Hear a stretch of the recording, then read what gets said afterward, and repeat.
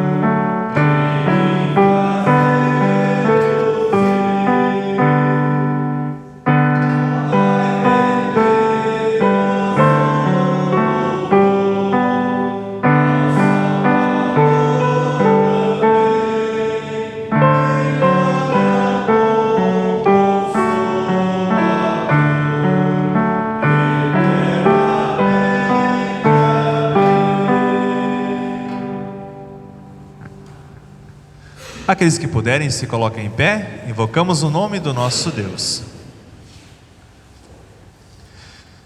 Em nome do Pai, do Filho e do Espírito Santo. Amém. Meus queridos irmãos, vamos nos dirigir a Deus, o nosso Pai, confessar a Ele os nossos pecados e pedir que em nome do nosso Senhor Jesus Cristo, Ele nos conceda o perdão. Hoje a nossa confissão dos pecados será feita de uma forma um pouco diferente. Faremos ela de forma cantada.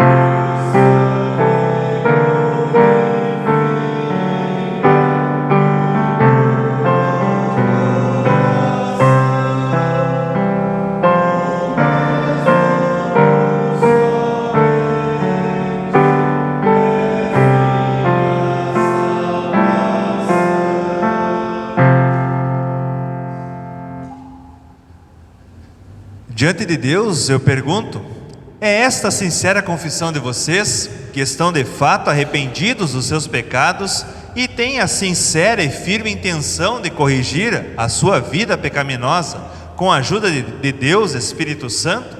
Se isto é verdade, confirmem dizendo sim.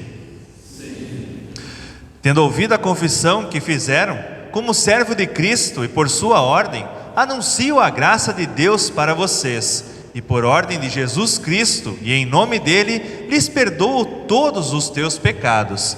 Em nome do Pai, do Filho e do Espírito Santo. Amém. Pode se sentar. O introito para o nosso culto de hoje é o Salmo 3, o qual leremos de forma responsiva conforme a projeção. Salmo número 3. Ó Senhor Deus, tenho tantos inimigos, são muitos os que se viram contra mim.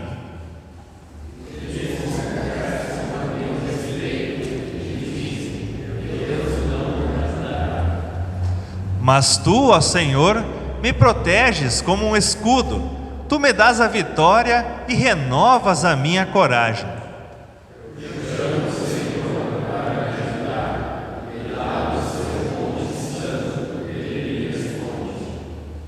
Eu me deito e durmo tranquilo, e depois acordo porque o Senhor me protege.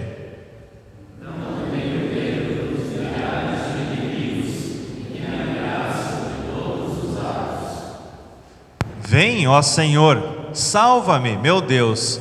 Tu atacas os meus inimigos, tu humilhas os maus e acabas com o seu poder.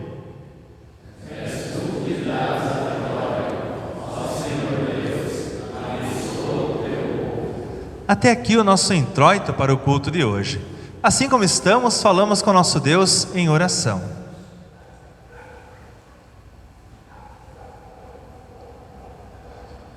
Todo-Poderoso e eterno Deus, aumenta em nós os teus dons da fé, da esperança e do amor, para que possamos receber o perdão que prometeste e amar o que tens ordenado, através de Jesus Cristo, teu Filho, nosso Senhor.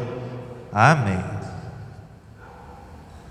A leitura do Antigo Testamento do nosso culto de hoje está registrada no livro do profeta Isaías, do capítulo 65, dos versículos 1 até o 9. Isaías, capítulo 65, versículos 1 até o 9. Página 497.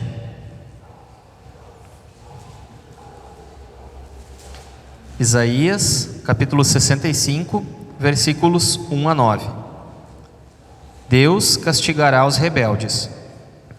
O Senhor Deus disse: eu estava pronto para atender o meu povo, mas eles não pediram a minha ajuda. Estava pronto para ser achado, mas eles não me procuraram. A um povo que não orou a mim, eu disse: eu estou aqui, estou aqui.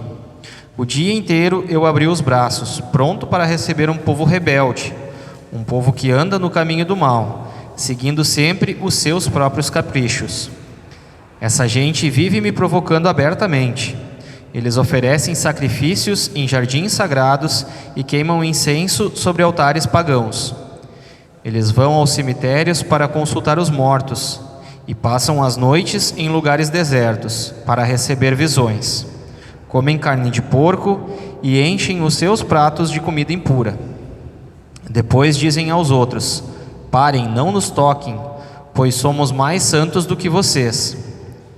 Essa gente me faz ficar irado. A minha ira é como um fogo que não se apaga.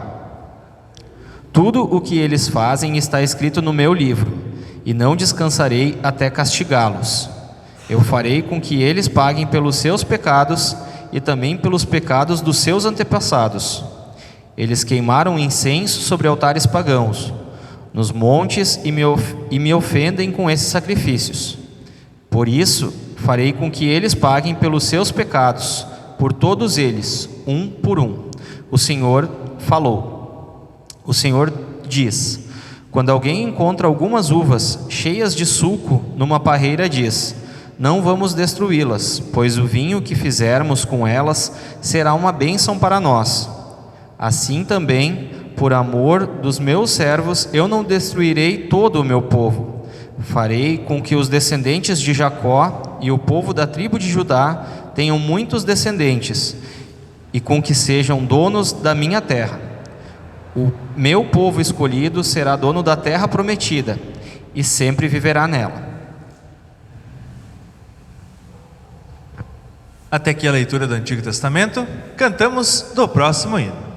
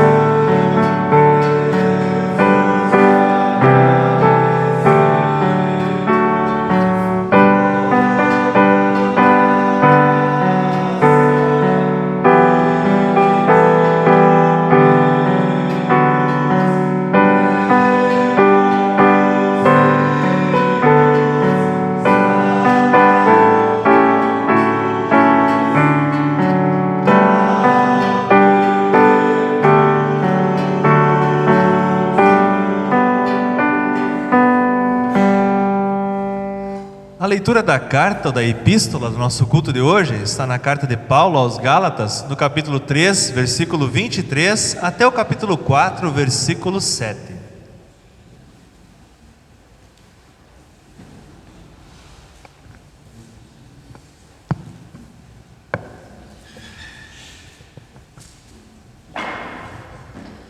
Mas, antes que chegasse o tempo da fé, nós éramos prisioneiros da lei, até que fosse revelada a fé que devia vir. Assim, a lei ficou tomando conta de nós, até que Cristo viesse para podermos ser aceitos por Deus por meio da fé. Agora que chegou o tempo da fé, não precisamos mais da lei para tomar conta de nós, pois, por meio da fé em Cristo Jesus, todos vocês são filhos de Deus. Porque vocês foram batizados para ficarem unidos com Cristo, e assim se revestirem com as qualidades do próprio Cristo.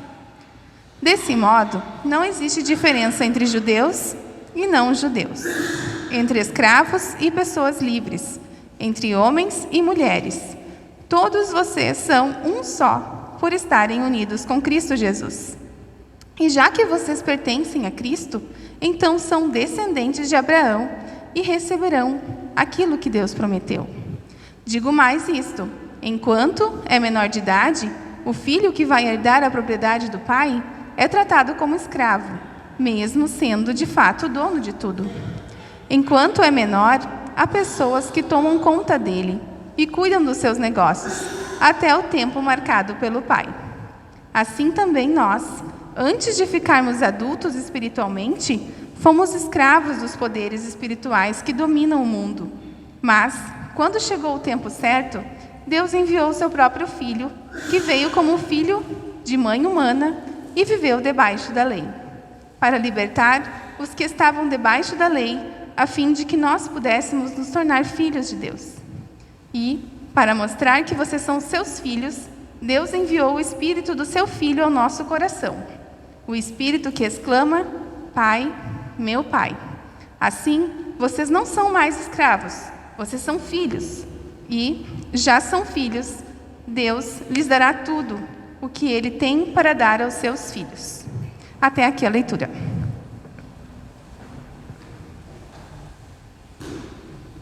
A leitura do Santo Evangelho do nosso culto de hoje está registrada em Lucas, capítulo 8, dos versículos 26 até o 39. Lucas, capítulo 8, versículos 26 até o 39. Em reverência ao Santo Evangelho, aqueles que puderem, se coloquem em pé. Lucas, capítulo 8, versículos 26 até o 39.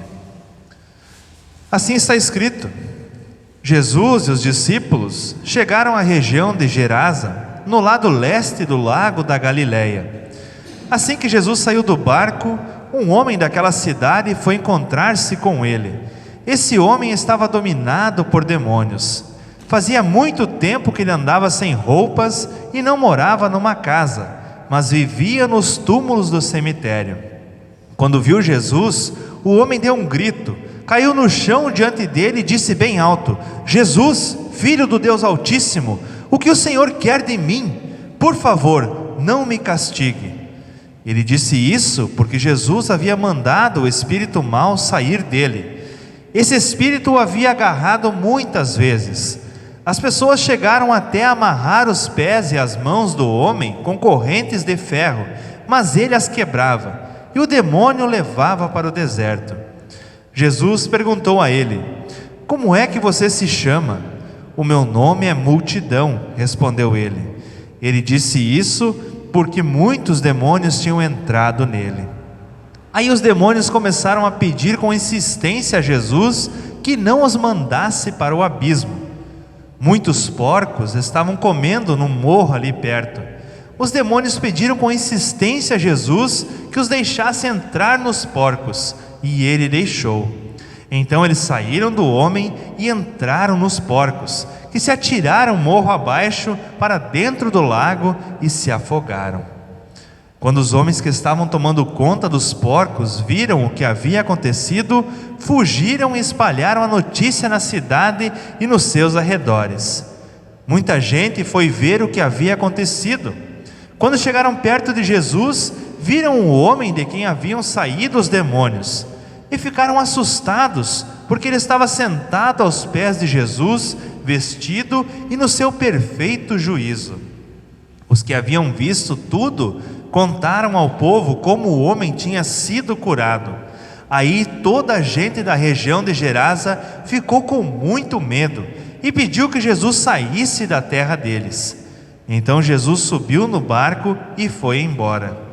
E o homem de quem os demônios tinham saído implorou a Jesus: me deixe ir com o Senhor. Mas Jesus o mandou embora, dizendo: volte para casa e conte o que Deus fez por você. Então o homem foi pela cidade contando o que Jesus tinha feito por ele. Até aqui a leitura do Santo Evangelho. Confessamos a nossa fé nas palavras do credo apostólico.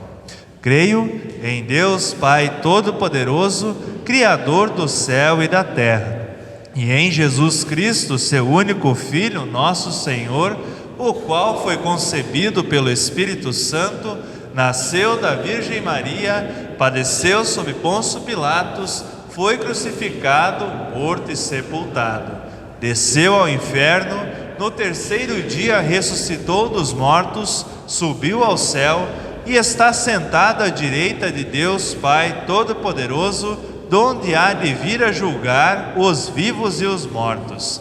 Creio no Espírito Santo, na Santa Igreja Cristã, a comunhão dos santos, na remissão dos pecados, na ressurreição da carne e na vida eterna. Amém. Pode se sentar. Preparação à mensagem, cantamos no próximo hino.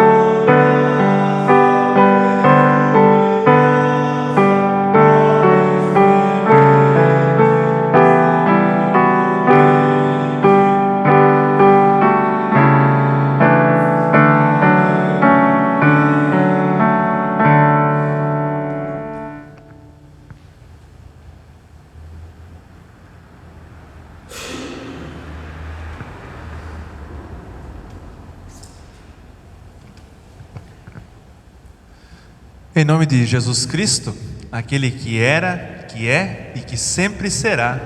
Amém. Nós estamos na época do Pentecostes, como vocês puderam perceber, anunciei no início do culto, e é uma época em que testemunhamos em nossos textos bíblicos testemunhamos muito a ação de Deus na vida das pessoas, a ação de Deus em todo lugar, o seu reino vindo até nós. Todos os textos do nosso culto de hoje nos trazem um pouco disso. No Salmo 3, nós vemos, que aliás foi escrito por Davi, o autor desse salmo, Davi, clama no versículo 1: Ó Senhor Deus, tenho muitos inimigos, são muitos os que se viram contra mim. Mas ele continua dizendo que o Senhor Deus o protege de todos esses inimigos. Davi ainda diz que se deita e dorme tranquilo, e depois acorda, porque Deus o protege. E lembremos, o contexto em que Davi escreve esse salmo, não é um contexto de ânimos calmos, de animosidade, é um contexto de fuga. Ele está fugindo do filho dele, do Absalão, que queria roubar o trono dele lá, e botou o exército atrás de Davi, e Davi mesmo sofrendo a perseguição do seu próprio filho, ainda escreve e diz que deito, durmo e logo pego no sono, O texto seguinte do profeta Isaías também retrata a ação de Deus na vida do povo de Israel. Só que dessa vez o texto não fala só de coisas boas e coisas tão agradáveis. O texto diz: o Senhor Deus disse: eu estava pronto para atender o meu povo, mas eles não pediram a minha ajuda. Estava pronto para ser achado, mas eles não me procuraram. Um povo que não orou a mim, eu disse: estou aqui, estou aqui. O dia inteiro abri os braços, prontos para receber um povo rebelde. Um povo que anda no caminho do mal, seguindo sempre os seus próprios caprichos. Vemos que as palavras não são tão boas. Ele diz que estava sempre de braços abertos, dizendo: estou aqui, mas o povo não o procurou. O profeta Isaías relata esse povo rebelde, que não queria mais saber de Deus, que iam até os cemitérios consultar os mortos e passavam as noites nos lugares desertos, esperando receber alguma visão do futuro. Era esse tipo de povo que Isaías estava lidando. Mas, apesar de Deus estar irado com o povo, Ele ainda promete que vai ajudar aqueles que o temem. Nos versículos 8 e 9 ele diz: o Senhor diz: quando alguém encontra algumas uvas cheias de suco numa parreira, diz: não vamos destruí-las, pois o vinho que fizermos com elas será uma bênção para nós. Pois assim também, por amor dos meus servos, eu não destruirei todo o meu povo. Farei com que os descendentes de Jacó e o povo da tribo de Judá tenham muitos descendentes, e com que sejam donos da minha terra. O meu povo escolhido será dono da terra prometida. Vejam, meus queridos irmãos, mais uma vez vemos a ação do reino de Deus vindo até nós. Mais uma vez o reino se manifesta no meio lá na questão de Davi, no Salmo 3, e aqui no meio do povo de Israel, com o profeta Isaías.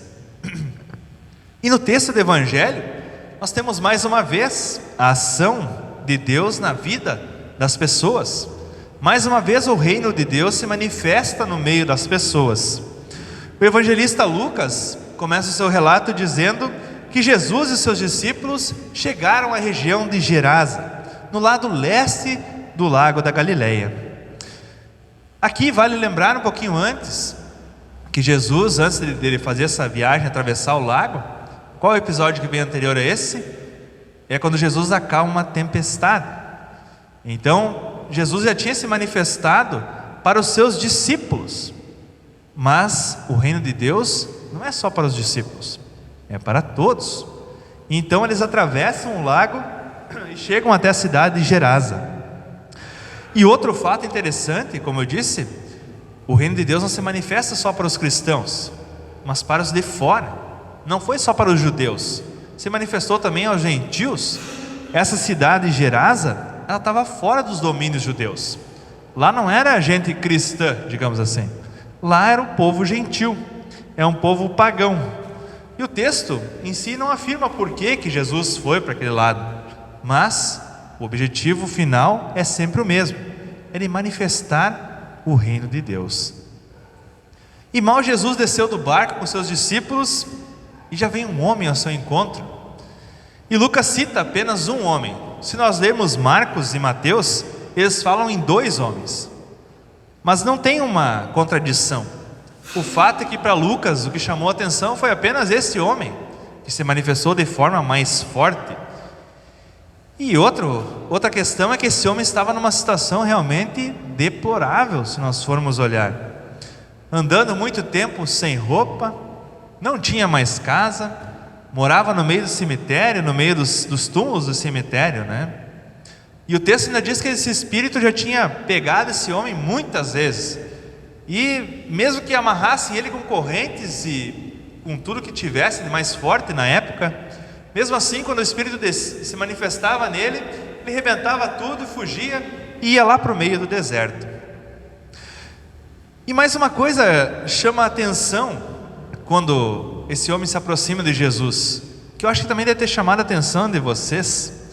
Logo que ele viu Jesus, ele disse o quê? Jesus, Filho do Deus Altíssimo, o que o Senhor quer de mim?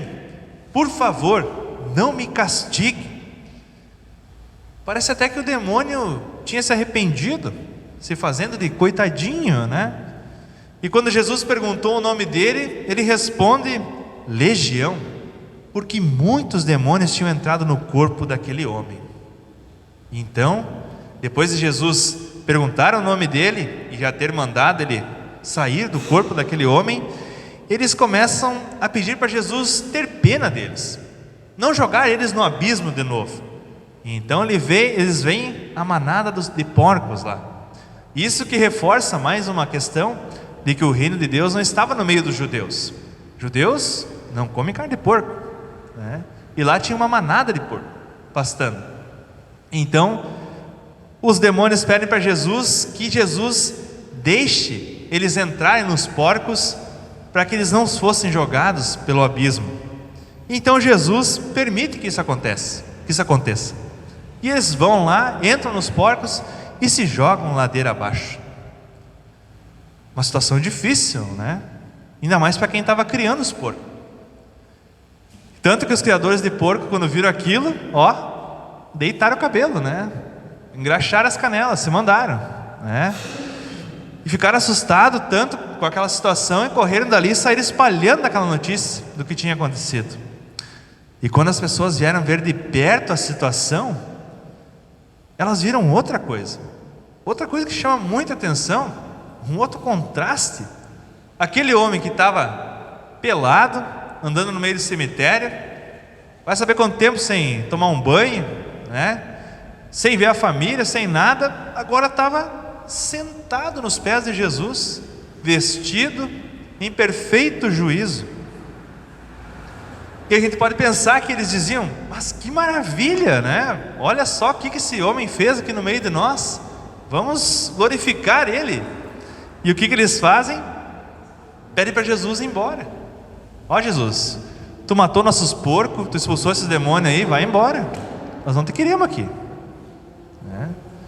Essa não é a primeira reação do ser humano. Eles pedem para que Jesus saia da terra deles e da vida deles.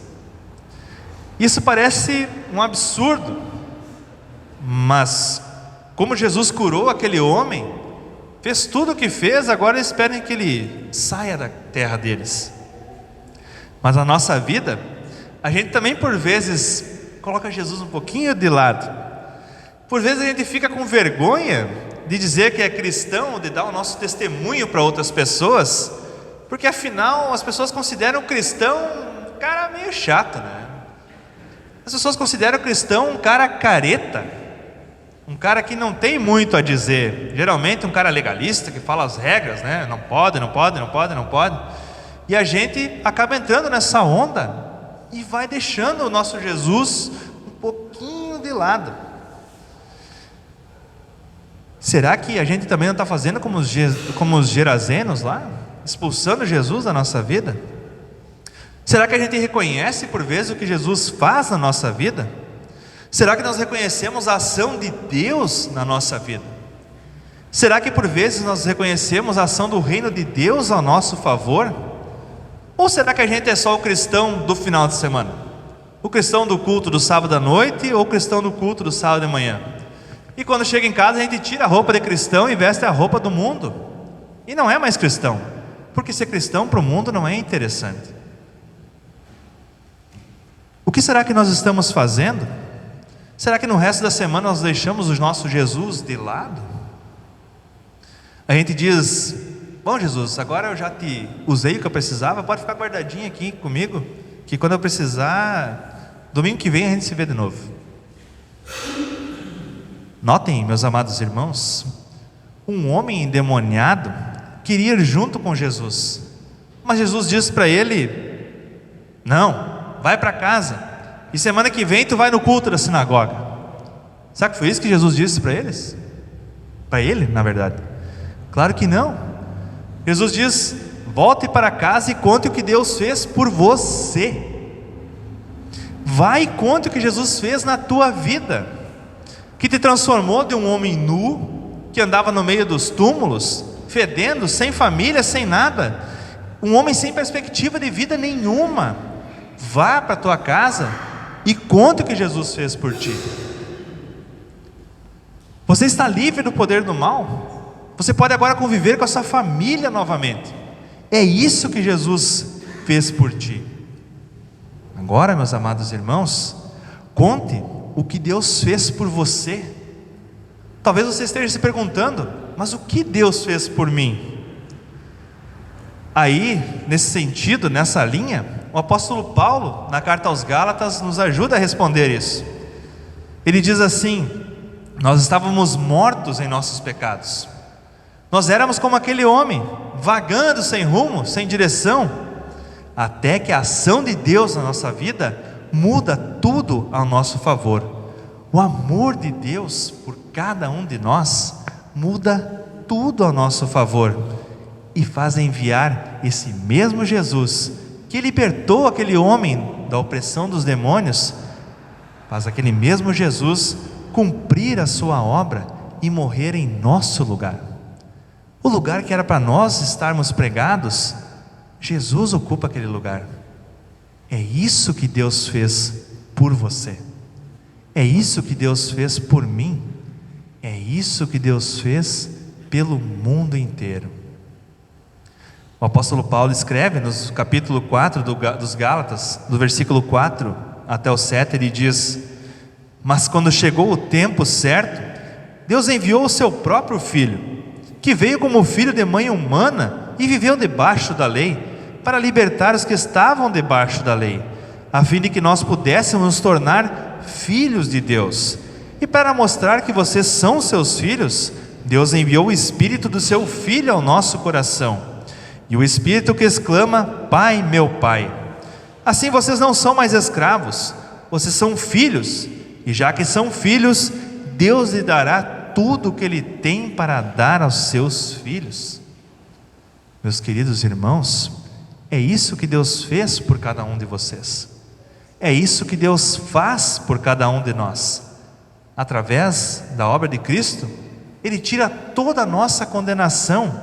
Ele nos tira da condição de mortos e vagantes por aí e nos coloca na condição de filhos amados do Pai.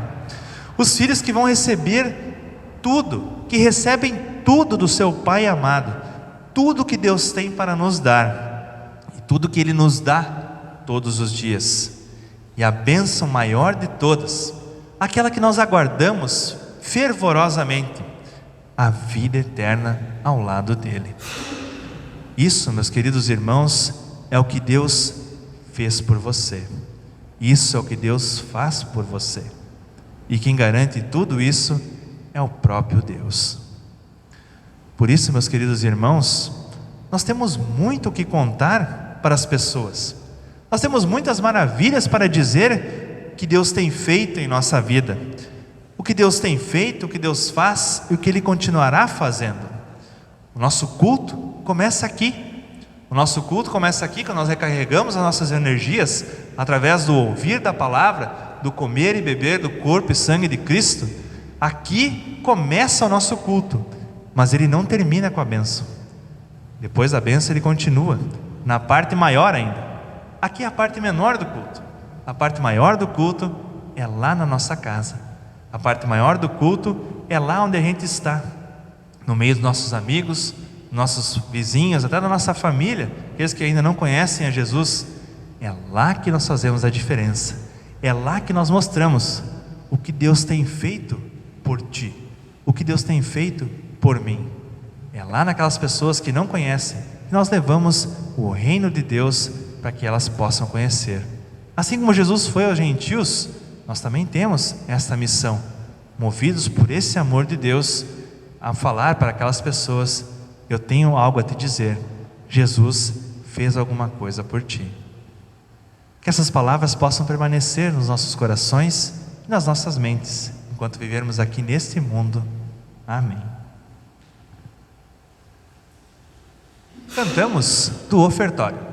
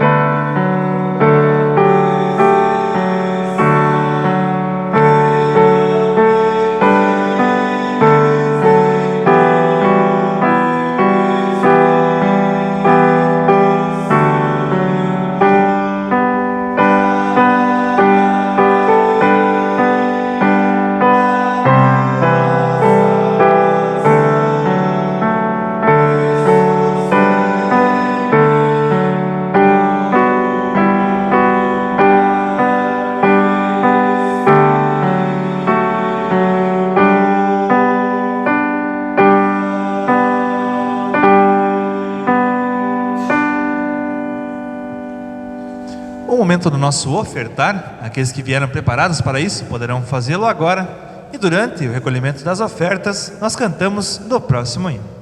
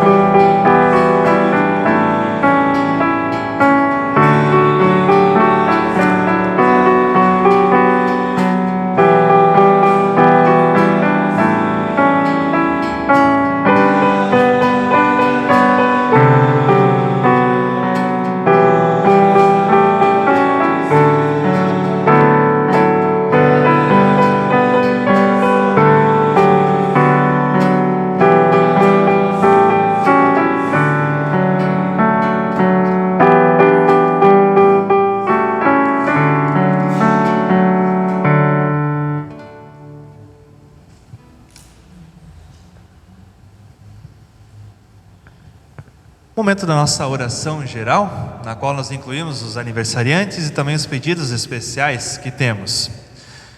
Os nossos aniversariantes, então, da semana: no dia 13, Antônio Viana Aleixo; no dia 14, Márcia Thaís Reck e Silvano Cristiano Reck; no dia 15, Pedro Círio Scherer; no dia 16, Cristiane Aparecida Flores e Reni Fleck; no dia 17, Herbert Feliz Kik; também no dia 17, João Carlos Eltz; também no dia 17, Monique Melo Fernandes; e no dia 19, Rudimar Brown. Os pedidos de orações temos aqui em favor da Convenção Nacional da IELB, que acontece desde quinta-feira agora, dessa semana, e se estende até amanhã. E também agradecer pelo aniversário do vô Valério, o vô do Arthur. Então, aqueles que puderem, se coloquem em pé, vamos falar com o nosso Deus em oração.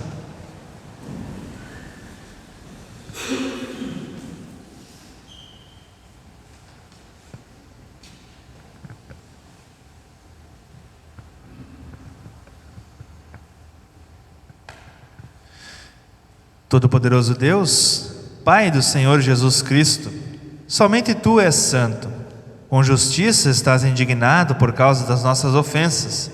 Pedimos-te que não te lembres dos nossos pecados e que nos purifiques, dando-nos também forças para evitarmos a transgressão. Abre os nossos olhos para que vejamos e corrijamos as falhas e as fraquezas. Abre o nosso entendimento a fim de que percebermos a Tua vontade e nela andarmos todos os dias. Ajuda-nos também a sermos aplicados no trabalho, fervorosos na oração, amorosos no agir e em tudo zelosos no cumprimento da Tua vontade. Conserva nosso corpo com saúde, nossa alma pura e nosso espírito irrepreensível na vinda do Senhor Jesus. Louvado sejas, Deus bondoso, os Teus servos se alegram e Te glorificam pelas obras maravilhosas que manifestas a todas as pessoas, em especial a Tua Igreja. Dentro disso, amado Deus, Te agradecemos pela vida de todos os aniversariantes que completaram mais um ano nesta semana. Amado Deus, nós te somos gratos por ter os trazido até aqui e te pedimos que conserve firmes nesta fé até a vida eterna, para que então lá possamos todos juntos te louvar e agradecer para todos sempre, por toda a eternidade. Livra-nos, amado Deus, de pecar por indiferença ou orgulho e de transgredir a tua lei por pensamentos, palavras e ações. E quando, Senhor, acabar a nossa peregrinação, permite morrermos em tua graça e paz, para que então possamos viver unidos para sempre na eternidade, vendo a ti face a face. Por Jesus Cristo, nosso Redentor, que vive e reina contigo e o Espírito Santo, um só Deus, hoje e sempre. Amém.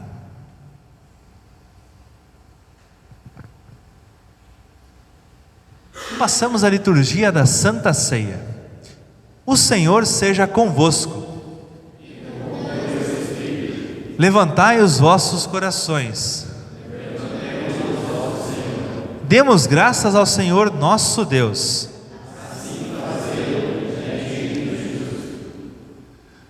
É verdadeiramente digno, justo e do nosso dever, que em todos os tempos e em todos os lugares te demos graças, ó Senhor Santo Pai, onipotente e eterno Deus, mediante Jesus Cristo nosso Senhor.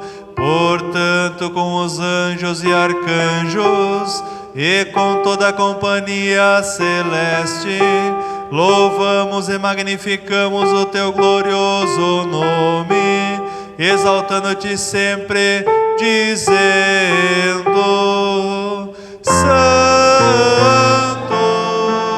Santo, Santo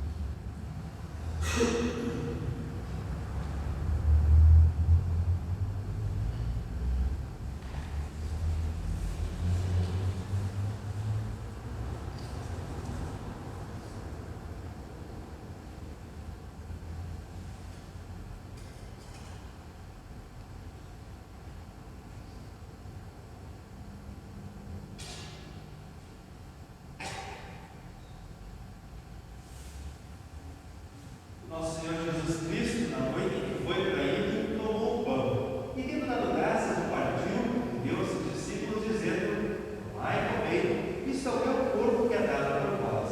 Fazei isto sempre em memória de mim. E semelhantemente também, depois da ceia, tomou o cálice e, tendo dado graças, entregou aos seus discípulos, dizendo: Bebei todos dele, esse cálice é o Novo Testamento no meu sangue, que é derramado por vós para a remissão de todos os vossos pecados. Fazei isto quantas vezes o beberdes, em memória minha. Amém. A paz do Senhor seja convosco para sempre.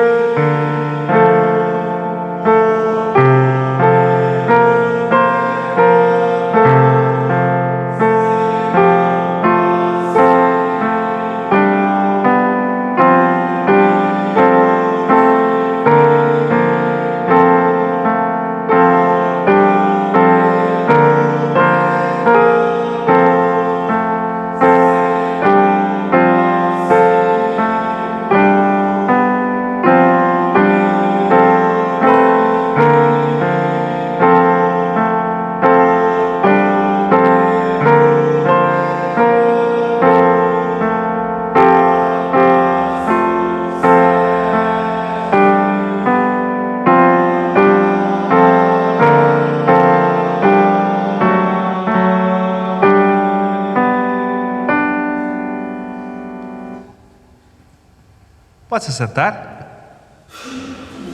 Convido então a todos aqueles que sabem que nesta mesa recebem o verdadeiro corpo e o verdadeiro sangue de Cristo, que venham e sejam ricamente abençoados. Convido então me auxiliar na distribuição. A Santa Ceia será distribuída da forma habitual, uma fila pelo meio, por um lado, depois pelo outro. E vinde, pois tudo já está preparado.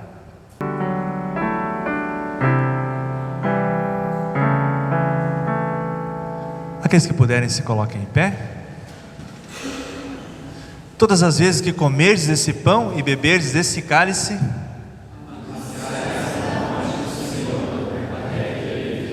demos graças ao Senhor e oremos. Onipotente Deus, nós te rendemos graças porque nos reconfortaste por esse dom da salvação. Suplicamos-te que concedas por tua graça que o mesmo nos fortaleça a fé em ti e nos dê ardente caridade para com o nosso próximo. Mediante Jesus Cristo, teu Filho, nosso Senhor. Amém. Pode se sentar? Cantamos do último hino.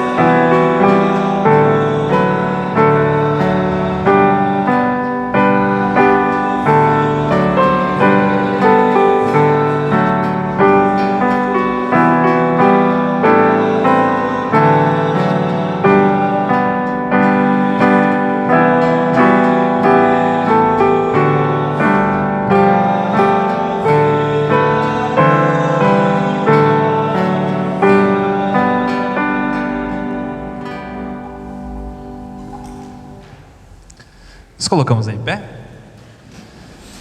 Recebam todos a bênção do Senhor Deus. Que o Senhor te abençoe e te guarde. Que o Senhor faça resplandecer o seu rosto sobre ti e tenha misericórdia de ti. Que o Senhor sobre ti levante o seu rosto e te dê a paz. Amém.